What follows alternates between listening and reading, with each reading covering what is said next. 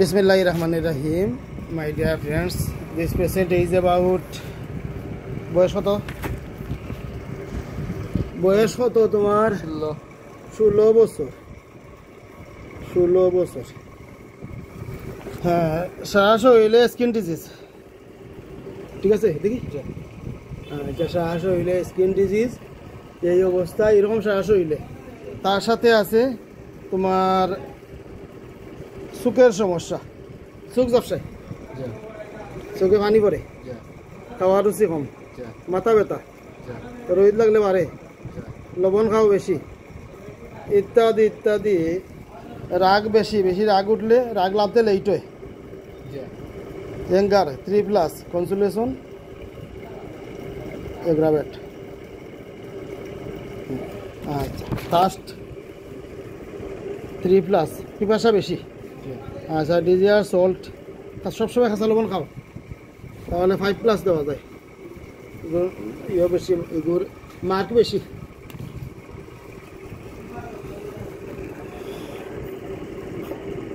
লবণ অনেক বেশি লাগে কাঁচা লবণ অনেক বেশি লাগে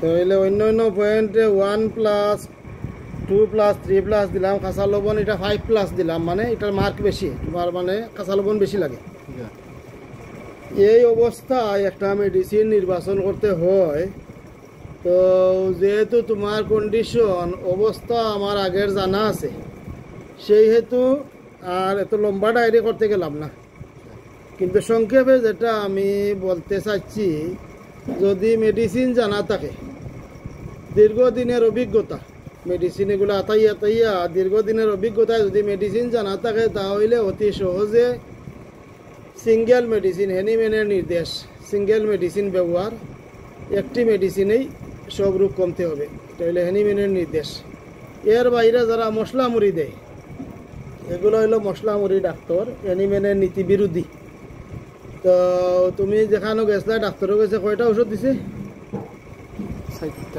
60টা ওষুধ দিছে তাহলে 5টা ঔষধ যারা দেয় এরা মশলা মুড়ি ডাক্তার এই সমস্ত ডাক্তার থেকে বাঁচিয়া থাকার দরকার হ্যানিম্যান খুব হার্ড লাইনে ওর কারণ বইটা আমার এই চেম্বারও নাই শমশেরনগর চেম্বারও না দেখাইলাম অনেক খুব হার্ড লাইনে নিষেধ দিছ যে 1-এর অধিক ওষুধ দেওয়া নিষিদ্ধ হোমিওপ্যাথিতে 1-এর অধিক ওষুধ দিলে কি হবে কি একটা ওষুধে শরীর উপকার করবে বাকিগুলাই ক্ষতি করবে তো শেষে গিয়া উপকারটা যেটা করবে এটা খুব সাময়িক আরবার মানে ক্ষতির পরিমাণটা বেশি হয়ে যাব উপকারের পরিমাণটা কম থাকবে যখন উপকারটা ঠিক তো নাই করে আবার দেখবে অনেক বেশি শরীর ক্ষতি হয়ে গেছে হ্যাঁ তার কারণে গিয়া হ্যানিম্যানের নির্দেশ সিঙ্গেল মেডিসিন হোমিওপ্যাথিকর সবসময় ব্যবহার করতে হয় হোমিওপ্যাথিকর সিস্টেম হলো treat the patient not the disease চিকিৎসা রোগের নয় রোগীর এটা হলো হোমিওপ্যাথির মূল মন্ত্র এই মন্ত্র রূপে হোমিওপ্যাথি প্রতিষ্ঠিত চিকিৎসা রোগের নয় রোগীর আপনার শুনছেন এটা আগে আচ্ছা তাহলে তুমি রোগী কয়জন একজন রোগ 14টা থাকতে পারে আমার রোগী তো একজন মেডিসিন হইব একটা এক মেডিসিনের ওয়াল সাইড কভার করতে আচ্ছা তাহলে এই নীতিতে যে নীতিতে চিকিৎসা করেছেন এই হোমিওপ্যাথির আবিষ্কারক বিশ্ববিখ্যাত বিজ্ঞানী হ্যানিম্যান তারই নীতি অনুসরণ করে পরবর্তী হোমিওপ্যাথির মহামনীষীগণ তারই নীতিতে চিকিৎসা করে গেছেন doctor Kent doctor Hering doctor Burnett সবাই হ্যানিম্যানের নীতিতে চিকিৎসা করে গেছেন বর্তমান যুগের সবচেয়ে বড় চিকিৎসা গবেষক ডাক্তার রবীন বর্মন স্যার তিনিও সেই হ্যানিম্যানের নীতিতেই চিকিৎসা করেন কিছুদিন আগে মারা গেছেন আমাদের সিলেটের ডাক্তার বীরেন্দ্রচন্দ্র দেব তিনিও হ্যানিম্যানের নীতিতে চিকিৎসা করতেন বর্তমান সময়ে যারা হোমিওপ্যাথি জানে তারা হ্যানিম্যানের নীতিতে চিকিৎসা করার লাগে কিন্তু যারা জানে না তারা মশলা মুড়ি মেডিসিন 3টা 4টা 5টা 10টা আয়ুর্বেদী এলোপ্যাথি হোমিওপ্যাথি একখানা করে দেয় রোগী কিছুটা উপকৃত হলে তার সে রোগীর ক্ষতি করবে বেশি সুতরাং আমরা হ্যানিম্যানের নীতিতে চিকিৎসা করার চিন্তা করি তো যদি মেডিসিন জানা থাকে কত সহজে ওষুধ পাওয়া যায় দেখো নেকটামিউর বিমর্ষ বিষণ্ণ সান্ত্বনায় বৃদ্ধি রাগ উঠলে রাগটা নামতে লেগে ঠিক আছে তারপরে রৌদ্রে বৃদ্ধি শীতল স্থানে উপশম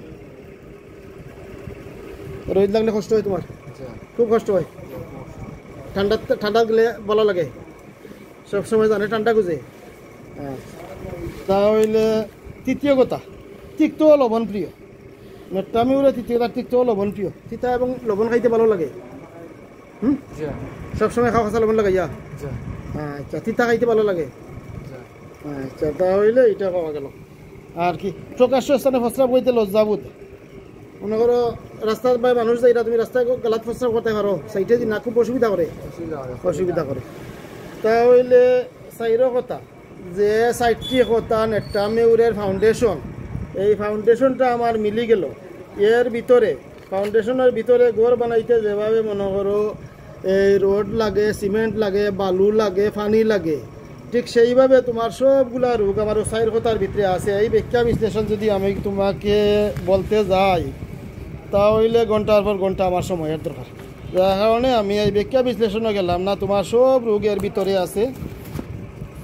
তো আমি শুধু ফাউন্ডেশনটা দেখাইয়া দিলাম।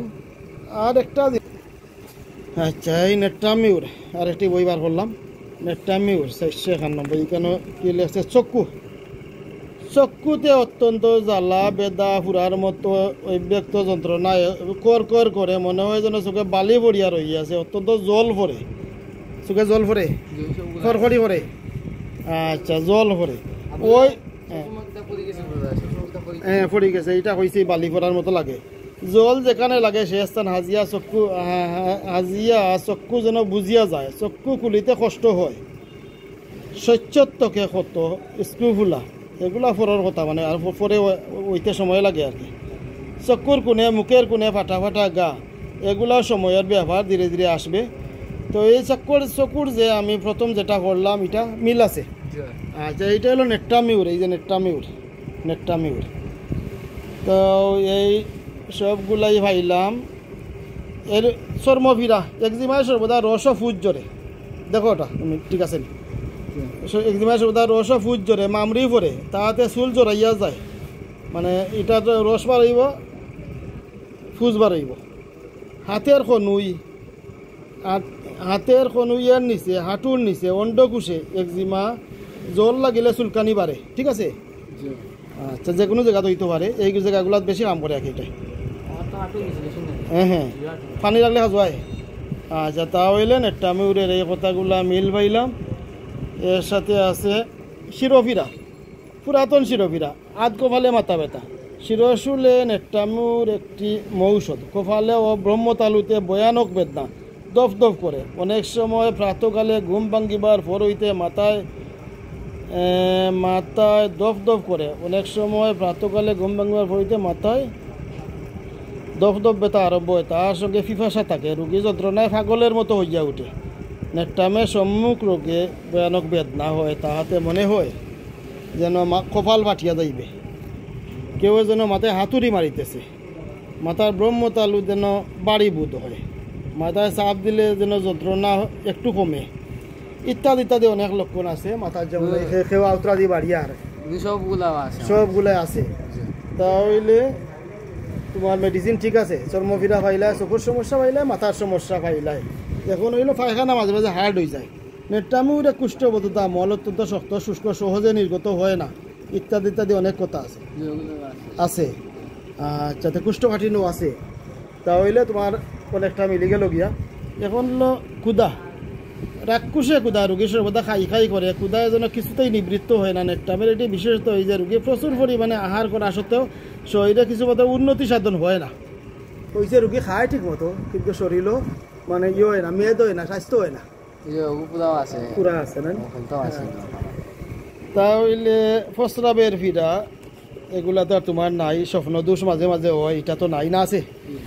আচ্ছা, আর হইলো হৃদপিণ্ডের ফিরা, জানে কাঁপে, বুকুর মধ্যে ফাঁকিয়ে জটফট করে। ওলা কতদিন আমার মানে গুমই লাগছে না, আনতা রে কোনো সমস্যা নাই, বুঝে না, খালি বুকুর মধ্যে ওই অনিদ্রাতে 1 নম্বর ওষুধ হলো নেট্টামিউর। বারবার চিন্তা হয় ভিতরে, আমি দেখাইলাম তোমার ধীরে ধীরে। এখন হৃদপিণ্ডের ফিরা, বুকে হৃদপিণ্ডের ভিতরে যেন ফাঁকি জটফট করে। আচ্ছা, তাহলে এগুলা মিলবো। হাত পাও ঠান্ডা, মাঝে মাঝে পাওয়া ঠান্ডা হয়ে যায়। আচ্ছা, মেরাসো মাছ, মাংস হয়, এগুলো হইলো শরীরে মাংস লাগে না। আচ্ছা, সর্দি কাশি, ঠান্ডা লাগলে সর্দি কাশি হয়, এটা হয়েছে। এটা হইলে উদরাময় হইতে পারে, পুরুষের পাতলা পায়খানা হইতে পারে। আচ্ছা তাহলে এখন তোমারে দেখাই, আমারে কি কইসলাম মাঝে একবার কইসলাম, পরে দেখাইমু। আর কিটা একটা সিমটম কইসলাই না না। আচ্ছা ঠিক আছে, তাহলে যতটুকু দেখছো সবটাও মিলি গেছে। আর যতটুক তোমার আর যতটুক মনে করো দরকার, যা রোগ শরীরও আছে সব এর ভিতরে আছে। তখন ব্যাখ্যা বিশ্লেষণে যাইরাম না, এখন মোটামুটি তোমার এই মেইন সমস্যা যেগুলো সেগুলোই তো এর ভিতরে পাইলিছ। আর যেগুলা বাকি এগুলা সব দেখাইতাম পারমু। আর খামলাই সময় নষ্ট করার নমাজের সময়। এখন তোমার মেডিসিন হলো নেট্টামিউর M1 16 ডোজ। মেডিসিনটা হইল হেফকো ইন্ডিয়া।